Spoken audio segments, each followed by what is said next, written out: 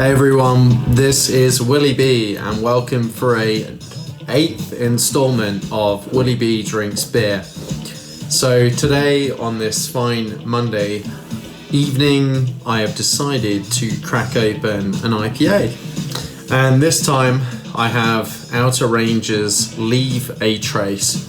Obviously this is a pun on the fact that you are supposed to not leave a trace when you are hiking in the fine hills of Colorado or mountains of Colorado. So yeah, as I said, this is an India Pale Ale. This is a pint.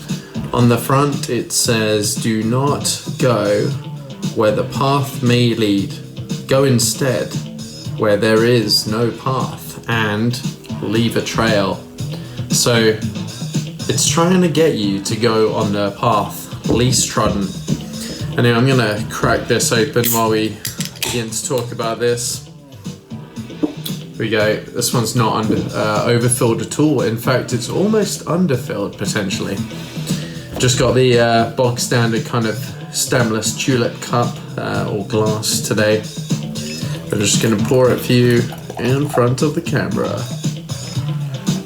It's got a nice creamy looking head, not super effervescent. And then I'd say color-wise, it's kind of a like pear juice color. Not really dark yellow, but a kind of almost faded pale yellow kind of orange haze. Looking like a very nice beer. I absolutely love Outer Range. So they are up in Frisco, situated near a lake, and you just drive about an hour and a half up into the mountains. And when I first got my car in the US, that was one of the first places I wanted to go. I wanted to go up there. They had a special après ski kind of event, party event, and so we went up there. They're very they're skiing people, but they also love their beer, and very exciting to note that they are actually opening a brewery in Sallanches in France, in the French Alps. And so even in Europe, in winter 2022, you'll be able to get the beer on the European continent.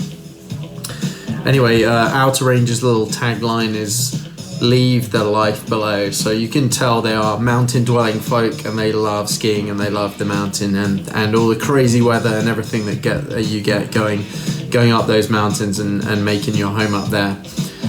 So also on the can it notes that it's Buffalo Mountain, Summit County, Frisco Mare, Chick Dominguez horse, circa 1930s to 40s. So this is a heritage beer can design. It's just a beautiful photo, really, and I am very excited to try this. There's not really, I don't think there's any information in terms of what's in it. Oh yeah, there is, I'm wrong.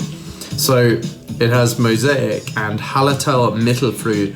So there's American hops, classic New England or IPA hops, and Hallertau Mittelfrüh. So I guess they'll be kind of more herbaceous, peppery hops from Germany, possibly similar to the Saaz hops used in lager as well from the Czech Republic, which is not too far and borders Germany.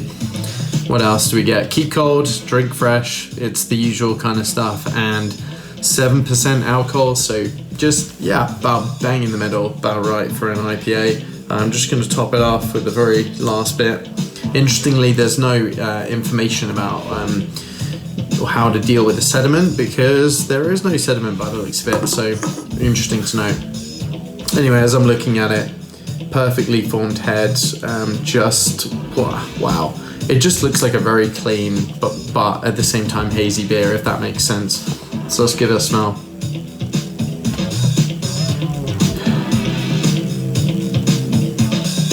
Definitely smelling the stone fruits, peach, nectarine, pear maybe. And that tastes similar to the M43 actually, the one from the previous episode, so I'm looking forward to trying this. Maybe a contrast to the last episode. Cheers.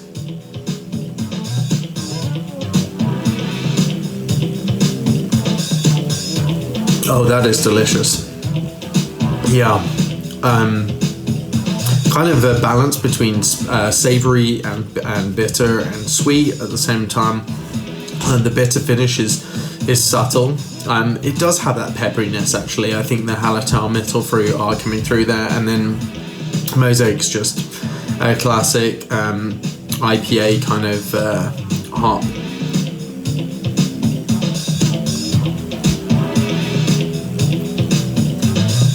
Wow, just incredibly refreshing. And the thing is, as well, is that their beers taste even better once you get up those mountains and into the beautiful bar that they have there. They also serve fantastic food, great coffee. I really enjoy every time I go there, and it's always a delight when I see they're on tap at my local bar, Jake's Brew Bar. So yeah, this has been a real boon to living in Colorado. Is so many brilliant haze makers around. I've really enjoyed the beer scene here, and I do think the UK can make this kind of stuff on this level, but I guess in a sort of specific locale, you're not as likely to have multiple really great brewers. Usually they're kind of more spread out, or maybe they're all based in London. I typically find, it's getting there with the UK sort of renaissance of the IPA, but it's not quite on the level of the US, and a state like Colorado is just so difficult to compete with, possibly one of the best states in the US for beer. And so it's an absolute pleasure being here and trying them out. I'm actually a grad student here, so I'm just making the most of my time here and really enjoying this. It's been amazing to try some of these things, and I'm hoping to bring some of these back to my friends in August, so that'll be good.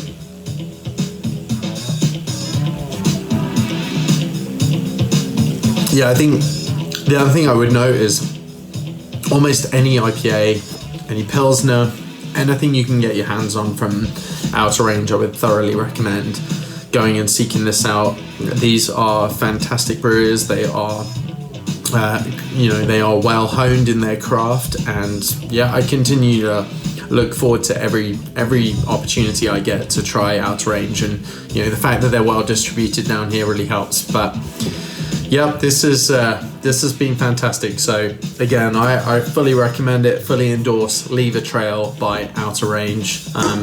So leave a trail, but don't leave a trail. Cheers.